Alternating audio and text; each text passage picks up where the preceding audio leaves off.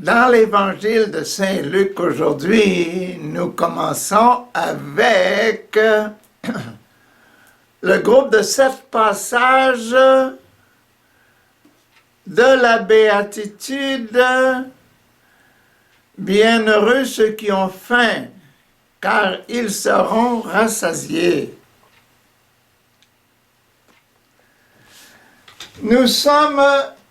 Hier nous étions bienheureux les pauvres, aujourd'hui nous sommes bienheureux ceux qui ont faim. Les bienheureux, les bénis de Dieu, ceux qui ont reçu la bénédiction de Jésus. Donc, ceux qui sont déjà en transformation. Au chapitre 8, ensuite Jésus alla dans la ville et les villages où il prêchait et annonçait la bonne nouvelle du royaume de Dieu. Les 12 disciples l'accompagnaient,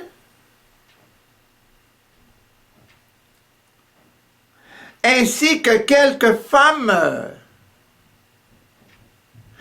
qui avaient été délivrées d'esprits mauvais et guéries de maladies.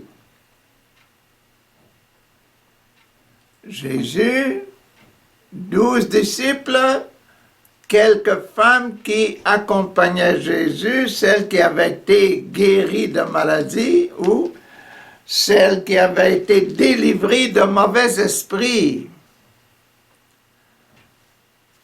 Marie, appelée Marie de Magdala, dont 7 esprits mauvais avaient été chassés. Jeanne, femme de Chouza, un administrateur d'Hérode.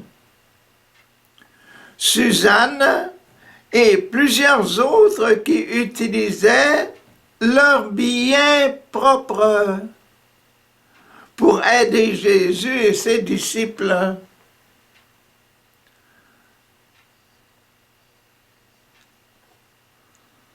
Voyager dans la région, etc., aller faire des sermons, aller prêcher. Ça prend une organisation.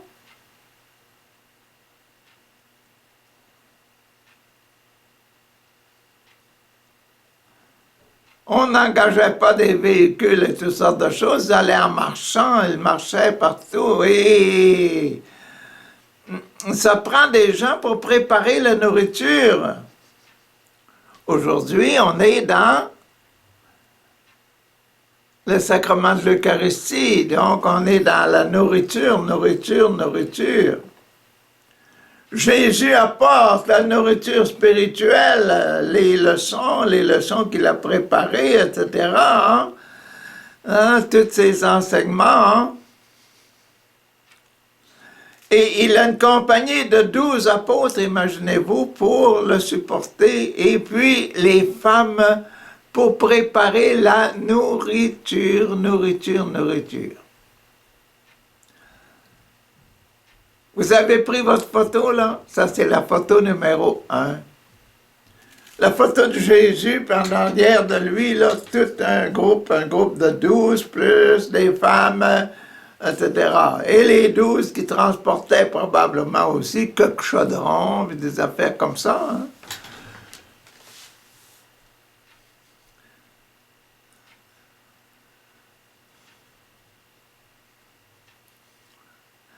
Et aussi des sacs de nourriture, quelque chose.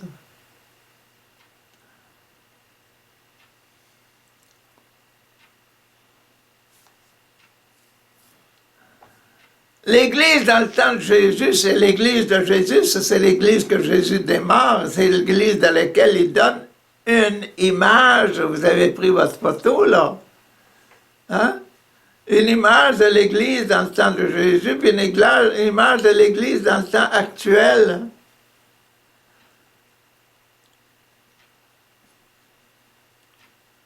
Jésus n'était pas allé à l'université, il ne faisait pas des discours d'universitaire, là.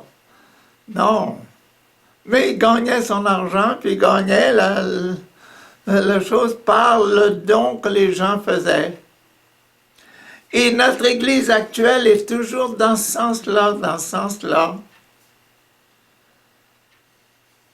Le curé de la paroisse n'est pas obligé d'avoir un diplôme d'avocat, peut être un avocat, etc., peut avoir des bons salaires, là, ou bien un diplôme de médecin, puis faire guérir des gens, peut avoir tout un magasin de pilules, etc. Non, non. Il n'y avait rien. Ils se promenaient avec rien. Comme nos prêtres aujourd'hui, nos évêques, etc., ils comptent seulement sur ce que les gens vont donner pour aider la parole de Dieu. La nourriture, c'est la parole de Dieu et la prière. Quand vous prenez la photo de l'église d'aujourd'hui, c'est une église de parole de Dieu. La nourriture, c'est la parole de Dieu. Et la nourriture, c'est la prière. Et la vie, c'est une vie fraternelle. Une vie comme dans le ciel, une vie d'amour. On va vers les gens parce qu'on aime les gens, on veut les voir à l'exemple de Jésus que l'on suit.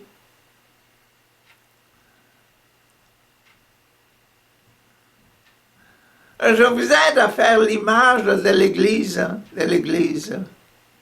qui a toujours besoin de nourriture, qui a toujours besoin aussi de l'aide des paroissiens, de l'aide des membres. Chaque membre devrait participer parce qu'ils savent que l'Église, c'est une Église de pauvres. C'est pour ça que hier, on a commencé « Bienheureux les pauvres ». Parce qu'ils deviendront riches, parce qu'ils seront des enfants de Dieu, riches dans leur cœur, riches de grâce, riches de l'amour parfait. Ah, merci. C'était ça que la première photo, la photo de l'Église. La photo numéro 2, notre photo numéro 2 pour aujourd'hui.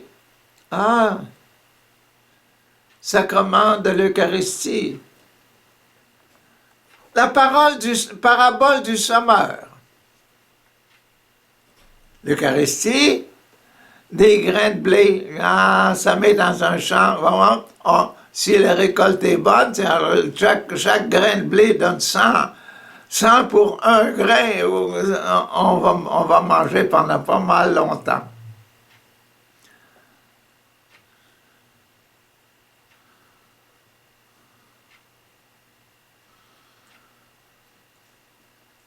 De chaque ville, des gens venaient à Jésus comme une grande foule s'assemblait. Il leur dit cette parabole. Un homme sortit pour semer sa semence. Comme il répandait la semence, dans son champ, une partie des grains tomba le long du chemin.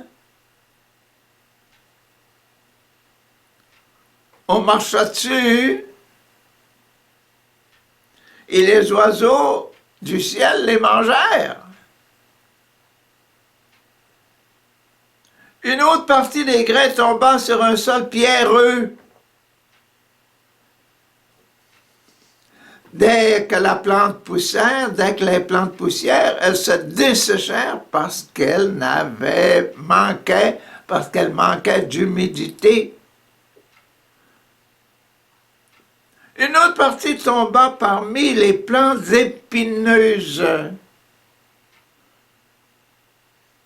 qui poussèrent en même temps que les bonnes plantes et les étouffèrent. Ouf.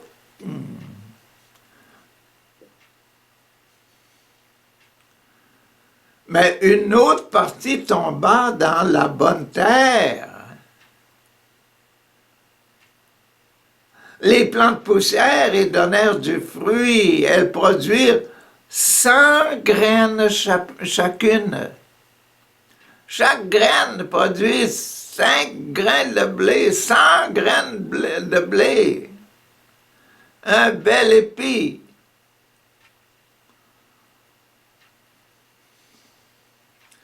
Elles produisirent 100 grains chacune. Et Jésus ajouta, « Écoutez bien si vous avez des oreilles pour entendre. » Et c'était ça que, clic numéro 2, la deuxième image, la nourriture, l'Eucharistie.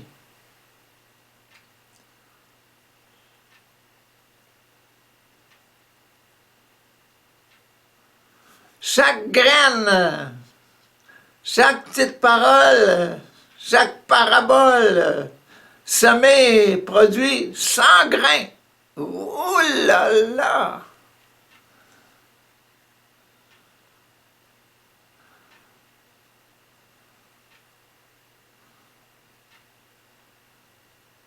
Quand la parole de Dieu tombe dans mon cœur, elle produit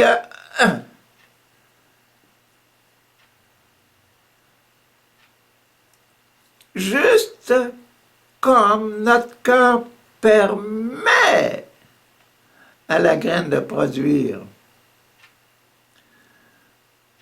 Si le cœur est attendri par la rosée du matin, par la pluie régulière, etc., je suis bien disposé à accueillir. Oh, OK. Bon, ça c'était notre image numéro 2, l'image de l'Eucharistie numéro 2.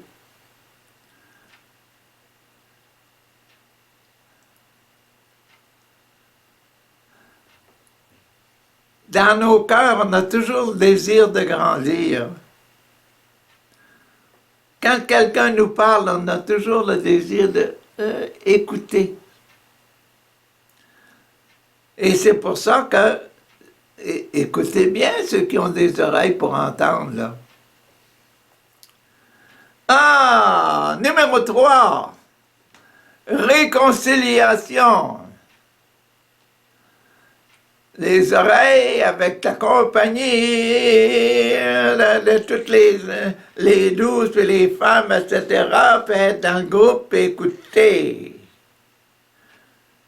Réconcilions-nous comme étant de ceux qui écoutent. Les disciples de Jésus qui lui demandèrent ce que signifiait cette parabole.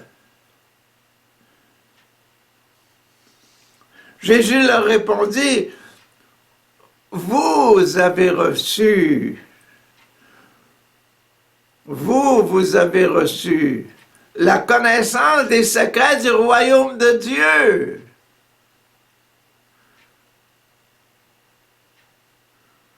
Vous êtes toujours alentour de moi, hein? Mon équipe de 12, là. Vous avez reçu la connaissance, hein, du royaume de Dieu.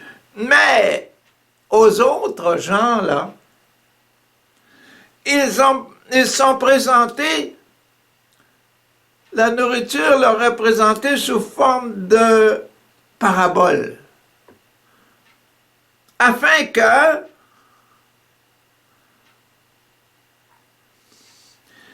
ils puissent regarder et ne pas voir, regarder le champ de blé, regardez les grains sur la route, regardez les grains sur les pierres, regardez les grains dans les buissons. Ils regardent et ils voient bien, c'est juste blablabla.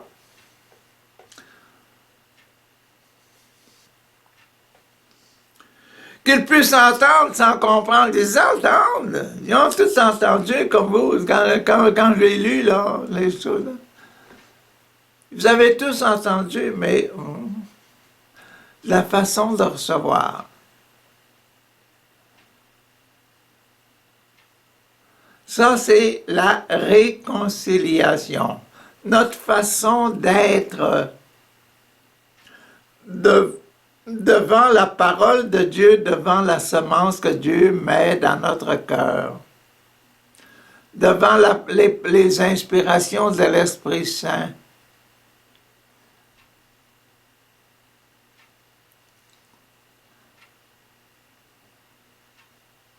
Ça, c'est le sacrement de la réconciliation. Je me réconcilie avec l'Esprit Saint, ou bien je laisse l'Esprit Saint rentrer par une oreille, sortir par l'autre.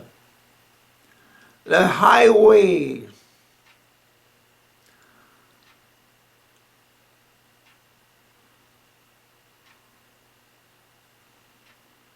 Ah!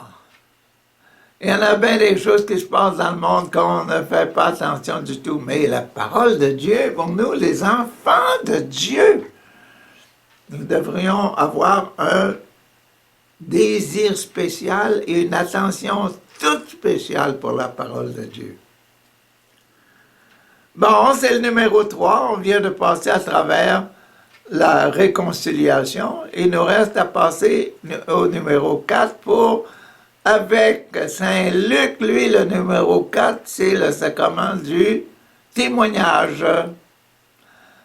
Le sacrement de la confirmation personnelle.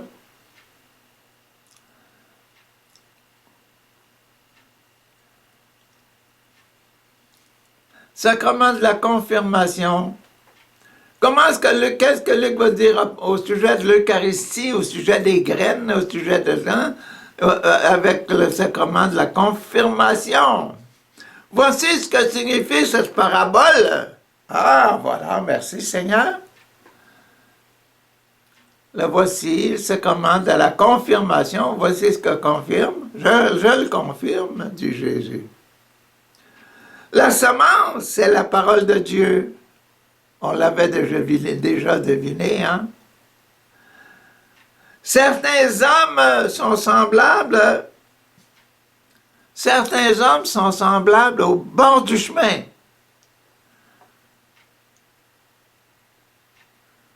Ah! Certains hommes, le cœur de certains hommes ressemble au bord du chemin. On passe sur les grains, puis les oiseaux viennent puis mangent. Parce que les grains ne sont jamais accrochés au sol.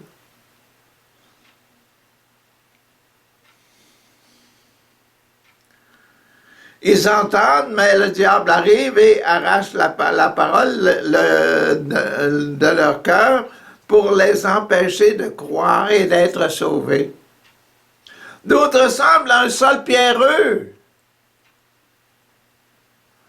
Je vous le confirme, d'autres d'entre vous, leur cœur ressemble à un sol pierreux. Ils entendent la parole et la reçoivent avec joie. La roche qui reçoit les graines, là, est bien contente.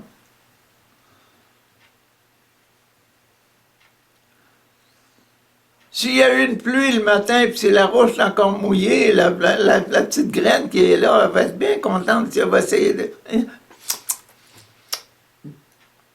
de goûter l'eau, et puis de frétiller à l'intérieur.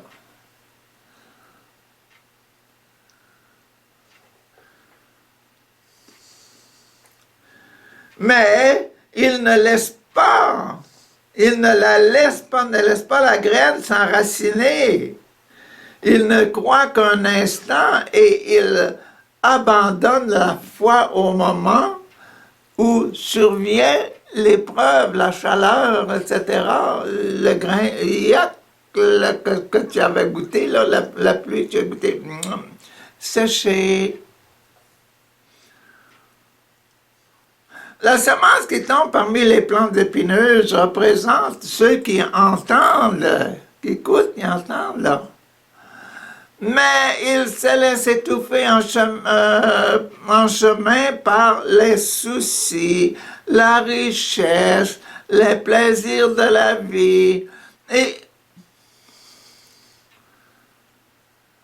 il ne donne pas de fruits mûrs.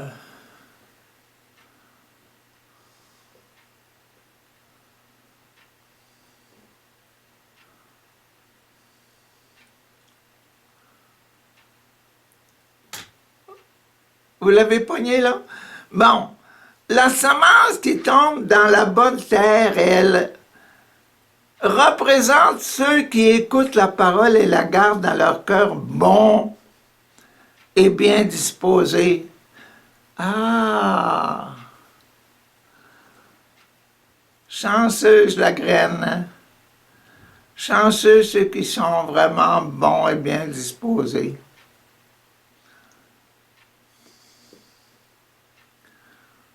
Chanceux ceux qui se sont laissés travailler, retourner, etc., les enfants dociles. Qui demeurent fidèles parce que vous demeurez fidèles et vous portez des fruits. Ah, voilà!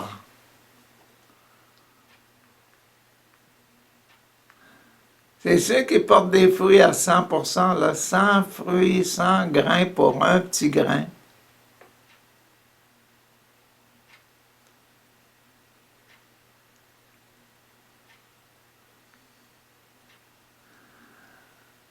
Voilà, c'était ça l'exemple, c'était l'explication de Jésus pour la confirmation de Jésus pour la graine, la parole de Dieu qui tombe dans nos cœurs. Hein? Les images, les petites photos, sur le bord du chemin, sur la pierre, dans les buissons d'épines et dans la bonne terre. Et la bonne terre, on se sent heureux, tout heureux d'être devant une belle famille de chrétiens.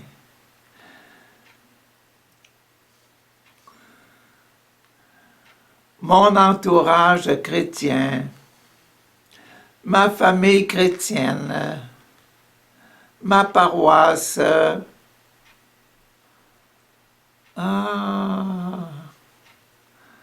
Ma religion, ma paroisse et la parole de Dieu. Bon, passons maintenant au numéro 5. Numéro 5,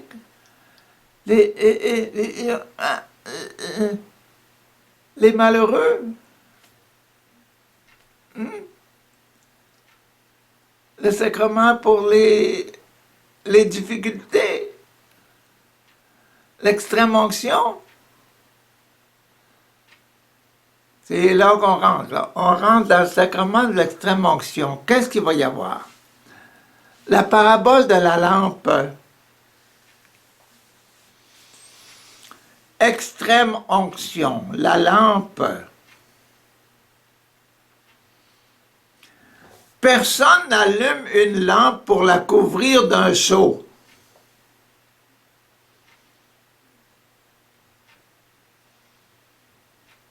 Même si c'est une lampe électrique, quand tu amènes un seau dessus, la lumière ne sortira pas.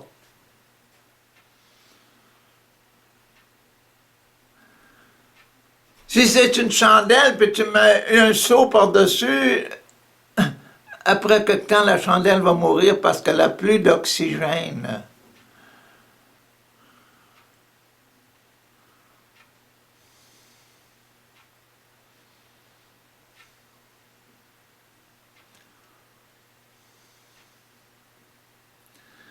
Ah, personne n'allume une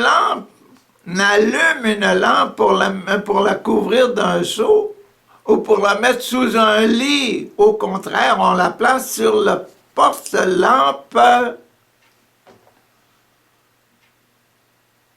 afin que ceux qui entrent voient la lumière.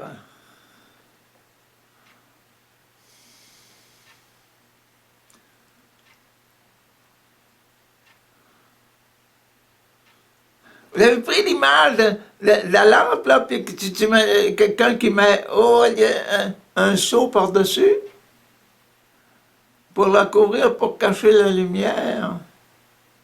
Il y a quelque chose qui ne va pas là-dedans, c'est le sacrement de l'extrême onction, ça.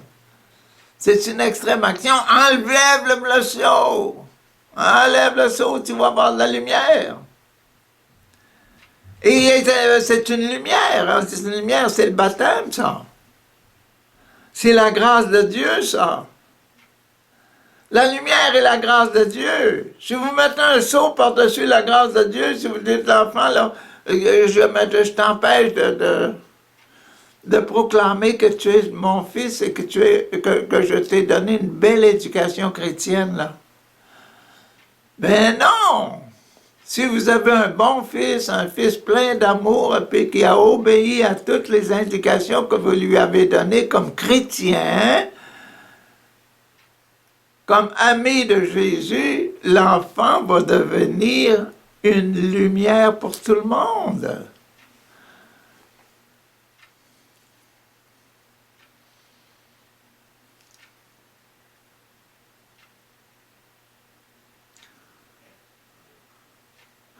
Mais non, on met la lumière sur un porte-chandelle, sur un porte-lumière, sur une table pour que tout le monde voit la lumière qui se dégage, la belle formation que les gens de la famille ont reçue. Faites attention de la manière dont vous écoutez. Ah. Non, numéro 17. Tout ce qui est caché sera rendu visible et tout ce qui est secret sera connu et mis en pleine lumière.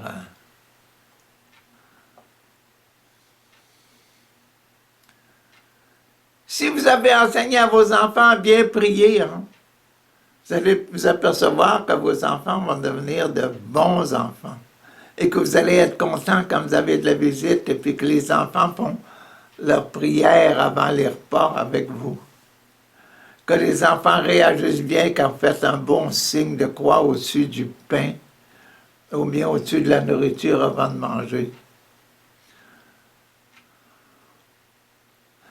Que quand vous dites « Ah, bon, on va dire le chapelet », que tout le monde, la famille, se mette ensemble pour dire le chapelet. Oh là là, c'est le temps du carême à la maison. Ou bien c'est le temps du mois de Marie à la maison. On dit notre chapelet. Si les gens qui viennent vous visiter voient ça, oh, ils sont déjà touchés et transformés. La lumière de la formation que nous donnons va paraître en plein jour. Ce qui était caché, l'amour qui se dégage de cette formation-là, l'amour de Dieu, quand vous avez enseigné à vos enfants, etc., les commandements, etc., hein, et à la messe le dimanche, l'amour de Dieu qui s'en dégage quand les gens vous voient tous ensemble aller à la messe le dimanche. Oh, ça les travaille, hein, ça travaille la société, hein. Et puis ça produit tout un tas de docilité.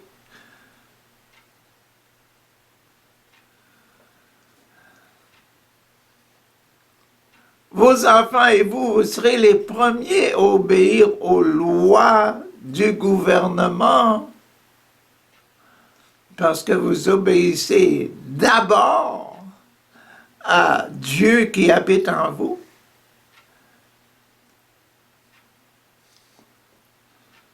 Et cette force de Dieu, de l'amour de Dieu, est plus forte que tout. Ah! Que c'est formidable.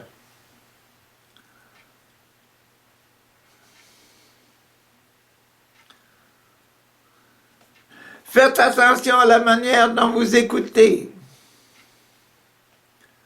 Car celui qui a quelque chose recevra davantage, mais à celui qui n'a rien, on enlèvera même le peu qu'il pense avoir.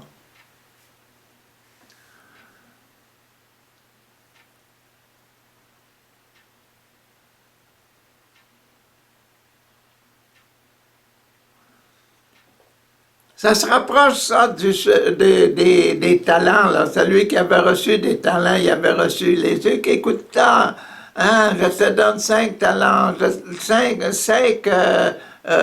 pièces d'or, là. Et l'autre, je t'en donne 2 pièces d'or. Tu les fais produire, tu les fais produire. Mais celui qui en avait reçu juste un, est allé le cacher. Oui, il a tel caché. Et puis quand le maître est venu, montrez-moi ce que vous avez fait avec... Je t'enlève ce que tu as. Je vais le donner à celui qui en produit beaucoup. Un bon gérant. Ah, c'est dans le numéro 5, ça aussi. C'est dans l'extrême onction, ça. C'est une grosse action pour dire, je te l'enlève, ce que je t'avais donné, là. Puis je vais le donner à celui qui en avait beaucoup.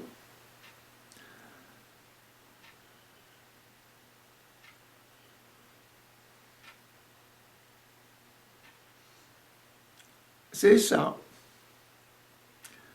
C'est bien ça. Qui est à propos de la nourriture. Tu n'as pas voulu m'écouter, je te l'ai donné, tu n'as pas voulu essayer de faire du bien avec. Tu ne rapportes pas de grain, tu n'as rien rapporté. Meurs là. Reste sans fruits. C'est celui qui donne des fruits qui va apporter le paquet. OK, c'était le numéro 5. Le numéro 6 maintenant. Le numéro 6, c'est le numéro des cœurs purs. OK. La mère et les frères de Jésus. C'est quoi le numéro 6? Les cœurs purs. Je vous disais hier, la vie communautaire. La vie en famille. Nous sommes tous des cœurs purs.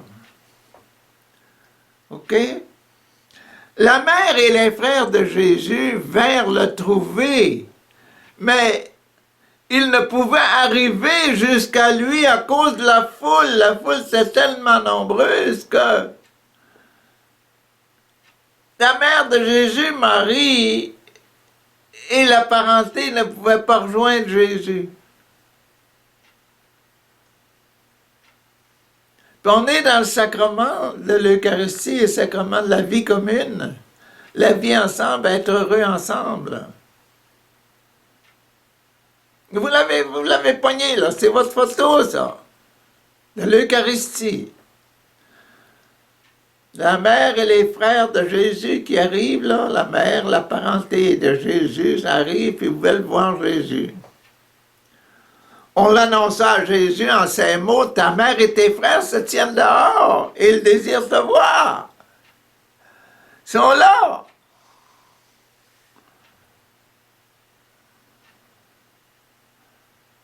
Mais Jésus dit à tous, ma mère et mes frères, hein? Ma mère et mes frères, ce sont ceux qui écoutent la parole de Dieu et qui obéissent à la parole de Dieu. Ma mère et mes frères sont ceux qui obéissent à la parole de Dieu, qui écoutent la parole de Dieu. La parole de Dieu, c'est la parole que je dis. Je suis le Fils de Dieu. Ceux qui écoutent la parole de Dieu, là, sont mes frères. Ils sont ma mère, ils sont comme mes frères, ma mère. Nous faisons tous. On essaye d'expliquer ça là, sans venir aux sources. Ce que Jésus dit, nous sommes tous dans la même famille, là. Si vous voulez parler à ma maman, elle est là. Parlez-lui. Si vous voulez parler à mes frères, mes soeurs, ils sont là, c'est comme vous autres, là, vous êtes avec moi, on parle ensemble. Là, quand vous allez les rencontrer, là, parlez-eux, parlez-leur. C'est votre mère, puis ce sont vos frères et vos sœurs. Nous faisons tous partie de la même famille. S'il vous plaît, nous sommes tous l'Eucharistie.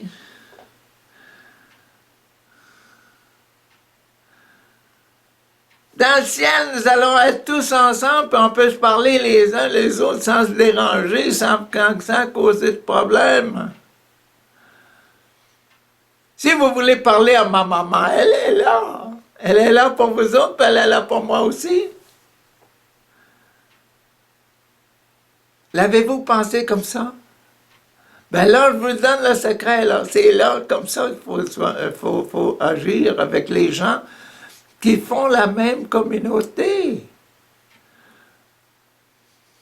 Nous sommes le sacrement de l'Eucharistie. Nous sommes la famille de Dieu. C'est nous qui vivons ensemble, tout le monde ensemble. Papa, mon Dieu, moi, maman, mes frères, mes sœurs, et vous êtes tous là. Nous sommes tous la même famille et nous devons vivre une vie de ciel, une vie heureuse. Vous l'avez pris, votre photo, là? Clic, clic. C'était la photo numéro 6 des corps purs. Nous sommes tous des corps purs. Vous avez tous le droit de parler à ma maman. Vous avez tous le droit de parler à n'importe quel de mes frères.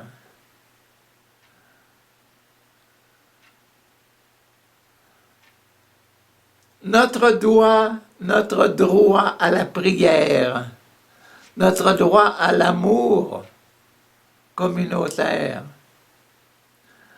à l'amour de notre papa.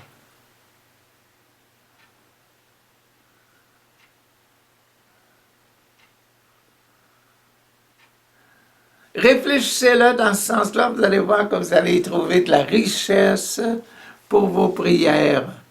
Bon, il nous reste maintenant le numéro 7, le dernier passage de l'Eucharistie.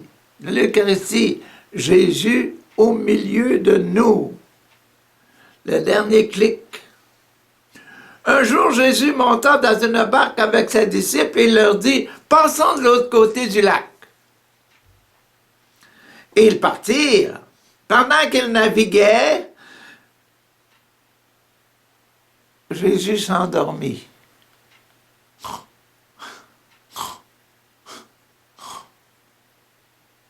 Jésus s'endormit. Soudain, un vent violent se mit à souffler sur le lac, la barque se remplissait d'eau et ils étaient en danger. Les disciples s'approchèrent alors de Jésus, le réveillèrent et lui dirent « Maître, Maître, nous allons mourir !»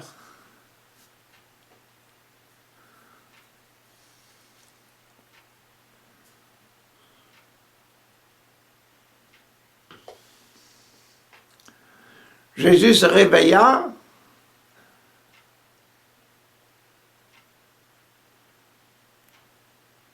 parla sévèrement au vent et aux grandes vagues,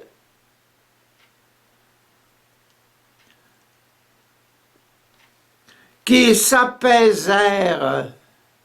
Le vent, les vagues,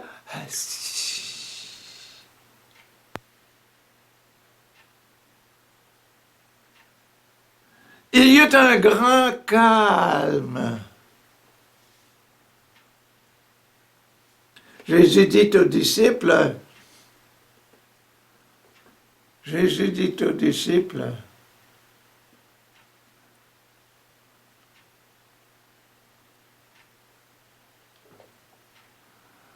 où est votre foi?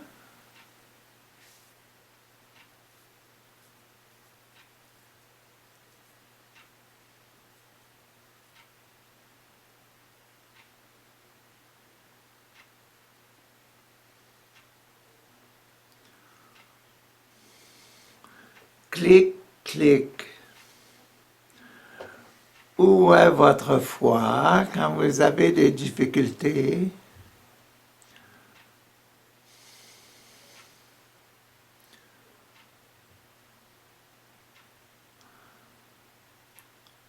Est-ce que l'Esprit Saint est avec vous ou est-ce qu'il est absent de votre cœur?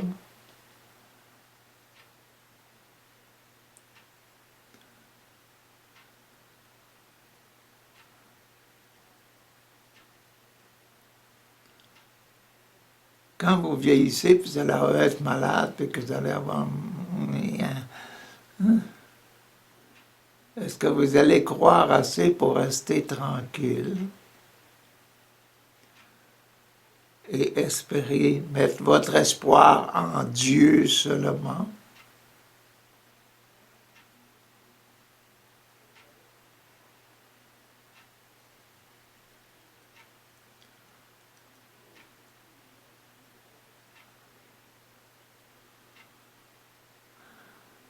Quand vous êtes en grande difficulté, est-ce que vous priez assez? Est-ce que vous parlez à vos difficultés au nom de Jésus?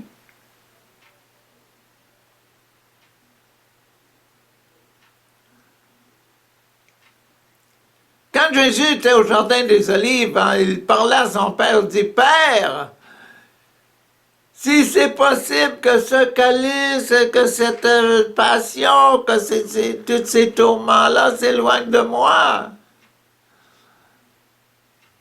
faites-le partir avant que ça commence. »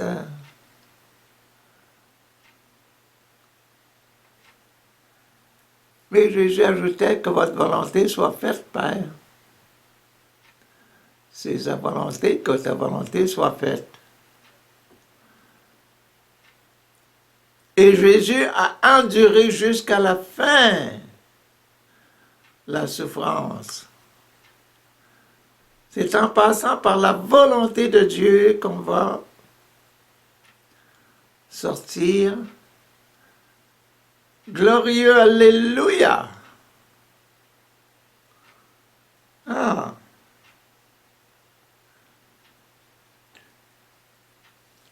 Où est votre foi? Mais ils avaient peur. Ils avaient peur. Étaient remplis d'étonnement. Ils se disaient les uns aux autres, « Qui donc est cet homme? Qui donc est cet homme? » Il donne des ordres même au vent et à l'eau. Il donne des ordres au vent et à l'eau, et puis ils obéissent.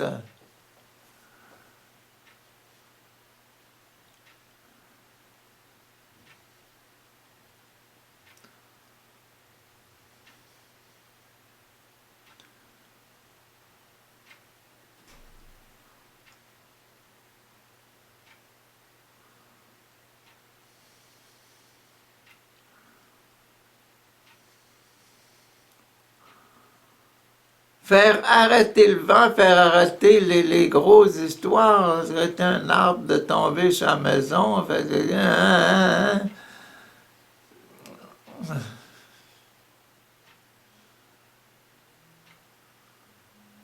Faut avoir une foi extraordinaire. C'est pour ça que Jésus a dit, « Où est votre foi? »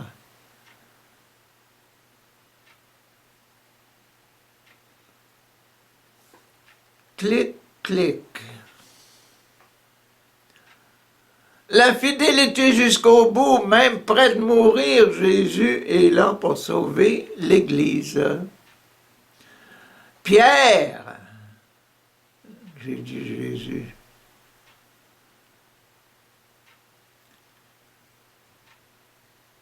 Je te donne les clés du royaume des cieux et rien ne prévaudra contre elle. Rien ne l'arrêtera.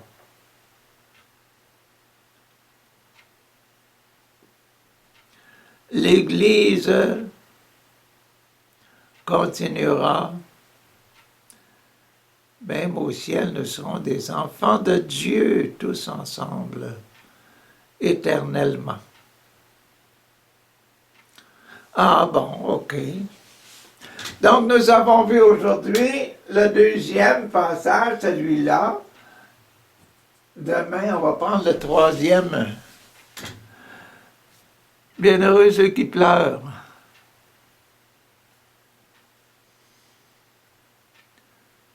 Ils auront un temps de réconciliation.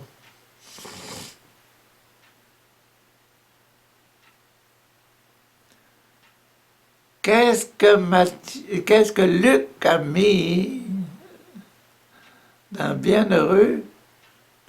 La bénédiction, je vous bénis ceux qui pleurent aujourd'hui, parce que vous allez rire demain.